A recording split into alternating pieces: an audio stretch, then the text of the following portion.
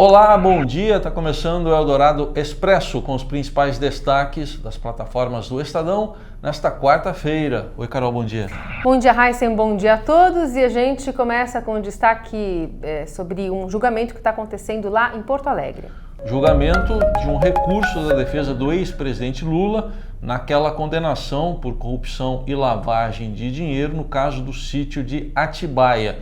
O julgamento já está transcorrendo, tem transmissão ao vivo no portal estadão.com.br. Basicamente, os três desembargadores vão analisar a sentença, se haverá aceitação ou não do recurso, ou até mesmo anulação ou envio dela de novo para a primeira instância, porque o Supremo Tribunal Federal mudou aquele entendimento, dizendo agora que o delatado tem que falar por último, depois do delator.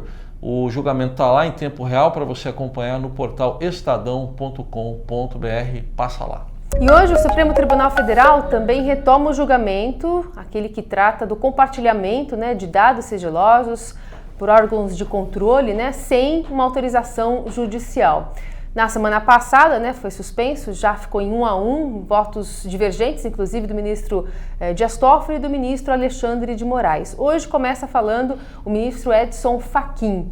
Lembrando que faltam 9 ministros ainda para falar, para expor o seu voto sobre uma decisão bastante polêmica, e a grande questão é entender qual que vai ser o alcance e se haverá uma restrição no compartilhamento desses dados para municiar o Ministério Público, por exemplo. Na economia, destaque o dólar. Estamos de olho no dólar também nesta quarta-feira. Você pode acompanhar em tempo real a abertura do mercado, as cotações, porque ontem o dólar fechou em R$ 4,24, o maior valor nominal desde o Plano Real em 1994. Durante o dia bateu em 4,27, quase 4,28, muito aí impulsionado por aquelas declarações do ministro da Economia, Paulo Guedes, e que tudo bem, não tem problema, ele não está preocupado com a alta do dólar. Foram declarações que ele fez também falando sobre possibilidade de AI-5, caso haja quebradeira em protestos.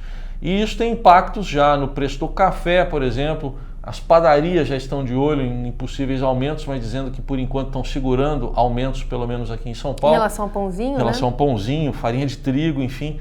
Tem lá, até no portal estadão.com.br, você encontra o podcast Estadão Notícias com uma análise ampla de como é que essa alta do dólar impacta no nosso dia a dia.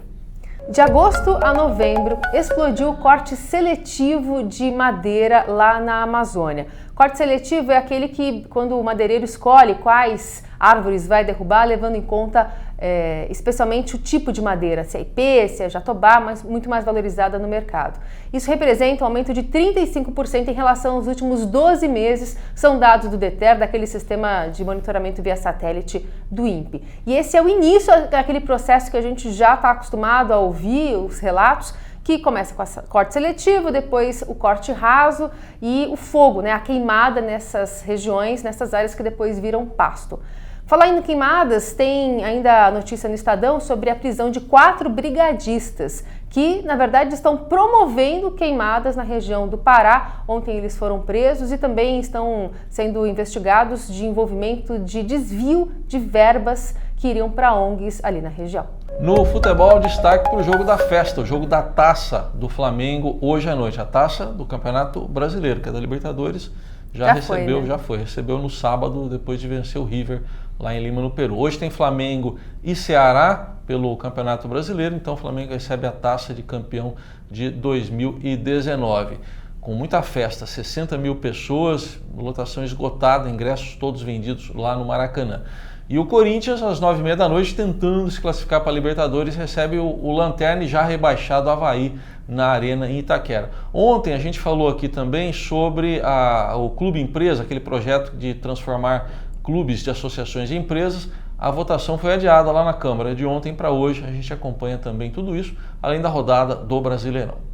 E a escolha da escritora Elizabeth Bishop foi muito mal recebida, ela que vai ser homenageada da Flip, na próxima Flip em 2020. muitas informações nas redes sociais declarando a escolha como insultuosa, como desagradável. Enfim, tudo isso por conta de um passado, né? A escritora americana, inclusive quando ela morou aqui no Brasil, se manifestou a favor do golpe, né, da ditadura militar de 64. Em cartas em que o evento foi citado, ela chama de uma revolução rápida e bonita e que a suspensão dos direitos, a cassação de boa parte do Congresso, isso tinha de ser feito por mais sinistro que pareça.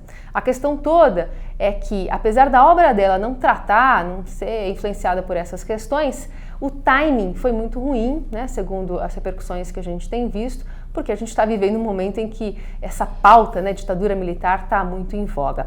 Enfim, o Flip começa sempre em julho, né, as datas ainda vão ser divulgadas, mas é um evento que o Estadão também está sempre de olho.